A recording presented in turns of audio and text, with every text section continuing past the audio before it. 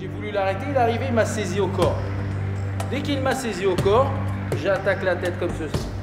Notre mandat est d'enseigner aux gens à défendre leur vie contre tout type d'agression.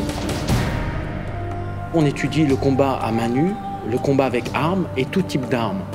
C'est-à-dire les armes à feu, les armes blanches, telles les couteaux, machettes, ciseaux, tout ce qui peut être dangereux. Le Krav Maga veut dire combat rapproché ou combat avec contact. Donc le Krav Maga est la méthode officielle de l'armée israélienne. C'est aussi la méthode d'autodéfense la plus utilisée à travers le monde. Aussi bien par la police que par les gardes du corps, que pour les services secrets. Et c'est aussi la principale source d'autodéfense pour les civils ou à tous ceux qui veulent être en mesure de se protéger eux-mêmes et aussi bien que leurs proches.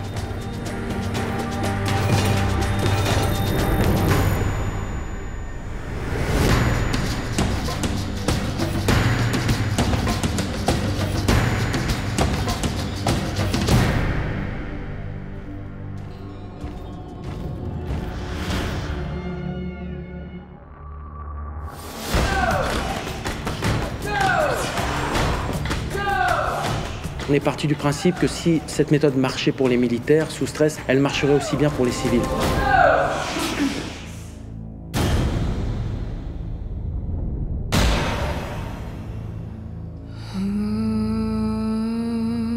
Emil Lichtenfeld est né en 1910 à Budapest. C'est le créateur du Krav Maga. Et il est devenu très vite le chef de la résistance du ghetto de Bratislava. Il s'était entouré des meilleurs athlètes juifs afin de pouvoir défendre le ghetto de Bratislava. C'est lui qui a mis en place les premiers cahiers techniques de l'armée israélienne concernant tout ce qui était combat corps à corps.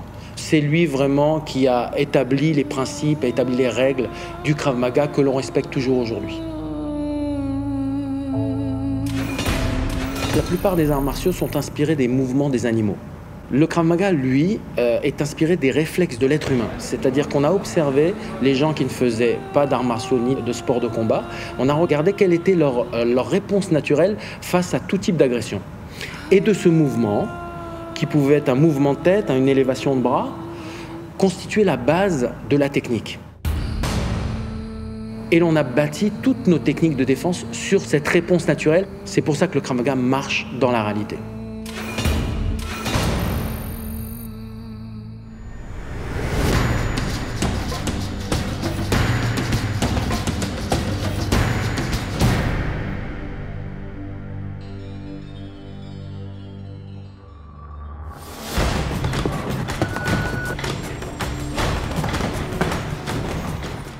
Le buste part en arrière, les mains montent. Pousse les yeux en arrière, en enfonçant les pouces dans les yeux.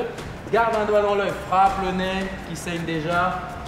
Rentre le genou. Toujours, je conseille aux gens, avant de commencer des cours de Krav Maga, de vérifier la crédibilité de l'instructeur.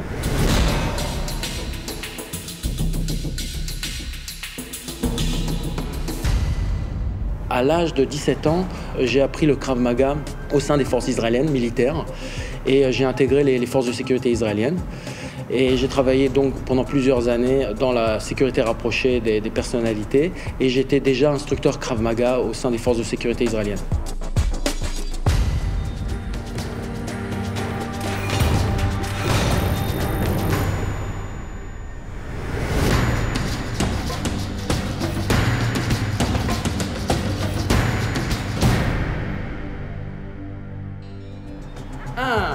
Pousse les yeux en arrière, attaque, attaque, pousse-le, kick-le.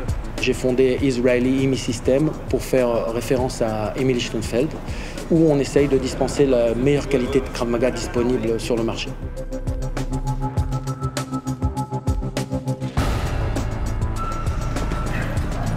Le Krav Maga, c'est un entraînement physique très complet parce que le but, c'est d'élever l'élève au niveau mental pour être capable d'affronter la pire des situations, mais aussi de l'élever au niveau physique. Donc c'est un système qui est adapté à tout type de personnes.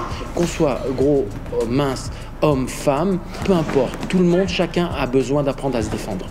Donc chaque personne, même si elle a un handicap physique, est la bienvenue chez nous.